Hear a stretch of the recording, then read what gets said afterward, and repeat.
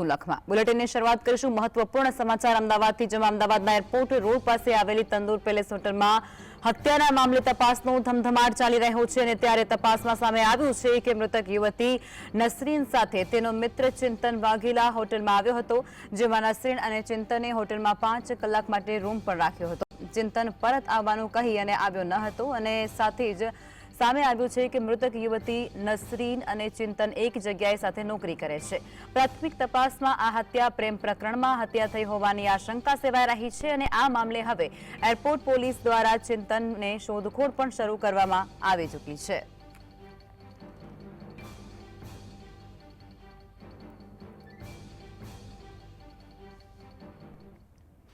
સંવાદદાતા વિરેન્દ્ર ભાટી લાઈવમાં જોડાઈ ચૂક્યા છે। વિરેન્દ્ર, જે પ્રમાણે ઘટના પ્રકાશમાં આવી રહી છે, એક હોટલમાંથી યુવતીનો મૃતદેહ મળે છે અને તેની પાછળનું જે કારણ છે તે પ્રેમ પ્રકરણ હોવાની ક્યાંક આશંકા સેવાઈ રહી છે, સમગ્ર વિગત શું છે?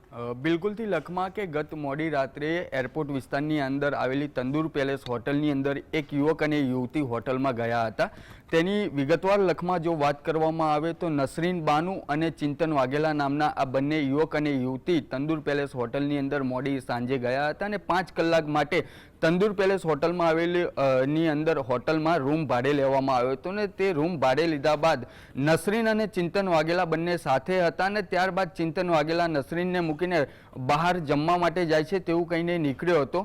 આ પ્રકારની જે વાત છે તે ત્યાંના સ્થાનિક મેનેજર તંદૂર પેલેસના મેનેજર દ્વારા કહેવામાં આવી હતી ને આ ઘટનાક્રમ સર્જાયો તેની પહેલાં તે બંને યુવક અને યુવતી સાથે હતા અને સાથે રહ્યા બાદ થોડીક વાર રહીને જ ચિંતન વાઘેલા નીકળી જાય છે। જ્યારે હોટલના મેનેજર અને હોટલના સ્ટાફને ડાઉટફુલ લાગતા તેમના દ્વારા હોટલના રૂમ તરફ જાય છે ને 108 નંબરના રૂમમાં આ તમામ લોકો રોકાયેલા બંને લોકો રોકાયેલા હતા અને ત્યારબાદ તેના મેનેજર દ્વારા દરવાજો ખોલવાનો જે પ્રયાસ કર્યો હતો પરંતુ તે દરવાજો ઓટોમેટિક જ ખુલ્લો જ હતો અને જે સમયે તેમના દ્વારા રૂમમાં જોવામાં આવ્યું ત્યારે એ રૂમ ખુલ્લો હોવાથી તે જે નસરીન નામની યુવતી છે તે બેડની નીચે પડેલી હતી, એટલે કે તેને ઘરે ફાંસો આપીને હત્યા કરવામાં આવ્યું હતું તે પ્રકારની પ્રાથમિક રીતે જાણકારી મળી રહી હતી।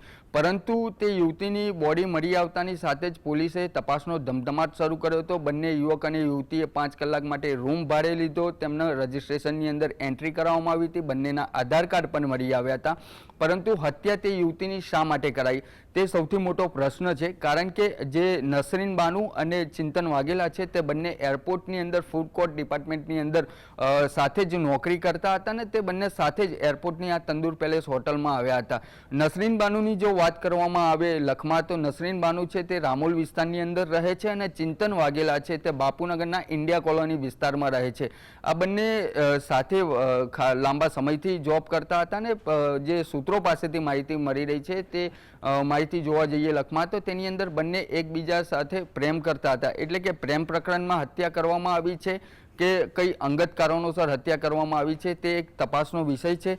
એરપોર્ટ પોલીસનો મોડી રાત્રે પણ સંપર્ક કરવામાં આવ્યો હતો ને તેના દ્વારા આ જે ચિંતન વાઘેલા છે તેની તપાસ શરૂ કરવામાં આવી છે। સ્થાનિક હોટલ જે આ તંદૂર પેલેસ છે લખમાં તેની અંદર જે CCTV હતા તે પણ લેવામાં આવ્યા છે। તેની સાથે સાથે ચિંતન વાઘેલા છે જે ઇન્ડિયા કોલોની ખાતે રહે છે તેના ઘરે પણ પોલીસ મોકલવામાં આવી હતી, પરંતુ ચિંતન વાઘેલા પોતાના નિવાસ સ્થાન ખાતે મળી આવેલો નથી। પરંતુ આ જે ઘટનાક્રમ સર્જાયો કારણ કે જે નસરીન બાનુ અને ચિંતન વાઘેલા ખૂબ જ લાંબા સમયથી કોન્ટેક્ટમાં હતા, તો એવા તો કયા કારણો ઊભા થયા કે તેની હત્યા કરી દેવામાં આવી? હાલ પ્રાથમિક દ્રષ્ટિએ FSLની મદદ લેવામાં આવી હતી ને FSLના જે સંયોગિક પુરાવાઓ હોય છે તે સંયોગિક પુરાવા પણ એકત્રિત કરવામાં આવ્યા છે। ફિંગરપ્રિન્ટ પણ મેચ કરવામાં આવી શકે છે તેવું સૂત્રો પાસેથી માહિતી મળી રહી છે, પરંતુ આ જે હત્યા જે મોડી રાત્રે કરવામાં આવી છે તે હત્યાને લઈને ખૂબ જ શહેરની અંદર હોય કે વિસ્તારની અંદર હોય ચકચારી મચી જવા પામી હતી લખમાં। વિરેન્દ્ર, જે પ્રમાણે તમે વિગતો આપી છે એ પ્રમાણે બંને એક જ જગ્યા પર ખૂબ લાંબા સમયથી કામ કરતા, તો ત્યાંના જે સ્ટાફ છે તેઓના દ્વારા પણ કોઈ માહિતી આપવામાં આવી હશે, પરિજનો છે તેમના દ્વારા પણ કોઈ માહિતી આપવામાં આવી હશે? બિલકુલથી લખમાં કે આ જે ઘટના સર્જાયા બાદ પોલીસ તાત્કાલિક જે તંદૂર પેલેસ હોટલ હતી તે જગ્યા ઉપર પહોંચી ચૂકી હતી। તેના મિત્ર વર્તુળની અંદર જે લોકો છે તે લોકોનો પણ કોન્ટેક્ટ કરવામાં આવ્યો હતો। ગત મોડી રાત્રિની લખમાં ઘટના હોવાથી તેમના દ્વારા FSL અને જે મૃતદેહ હતો તેને પીએમ અર્થે મોકલી આપવાની તજવીજ હાથ ધરવામાં આવી હતી. આજ વહેલી સવારથી જ જે તમામ લોકો તે બંને એટલે કે નસરીન બાનુ અને ચિંતન વાઘેલાના કોન્ટેક્ટમાં જે બંને લોકો તમામ તેમના મિત્ર વર્તુળ હોય, તેમની સાથી સહકર્મીઓ હોય, જે લોકો જોબ કરતા હતા તે લોકોના પણ નિવેદન લેવામાં આવશે. કેટલા સમયથી હતા, કેવા મિત્રતા કેટલા પ્રકારની હતી અને પ્રેમ પ્રકરણ હોય તો તે લોકો બંને એકબીજાને પરિચિત હતા કે નહીં તે દિશામાં પણ તપાસનો ધમધમાટ શરૂ કરવામાં આવશે. પરંતુ હત્યા શા માટે આ પ્રકારે કરવામાં આવી? જ્યારે રૂમ નંબર 108ની અંદર બંને એક સાથે ગયેલા છે, 5 કલાક માટે જેઓ આ રૂમ ભાડે લેવામાં આવ્યો હતો, તો રૂમનો સમય સંપૂર્ણ પૂર્ણ થાય એ પહેલાં શા માટે તે ચિંતન વાઘેલા રૂમમાંથી નીકળી જાય છે? એટલે કે ખૂબ જ શંકાના ઘેરામાં ચિંતન વાઘેલા આવી રહ્યો છે, કારણ કે તે નીકળી જાય છે ને ત્યારબાદ આ સમગ્ર હોટલના જે સ્ટાફ હોય છે તેના ધ્યાનમાં આ પ્રકારની ઘટના આવે છે ને પોલીસની જાણ કરવામાં આવે છે. એટલે કે જે હત્યા કરવામાં આવી છે તેની અંદર ચિંતન વાઘેલા દ્વારા જ હત્યા કરવામાં આવી હોય તેવું હાલ પ્રાથમિક દ્રષ્ટિએ પોલીસ માની રહી છે. જી વિરેન્દ્ર, જોડાયા તે બદલ આપનો આભાર.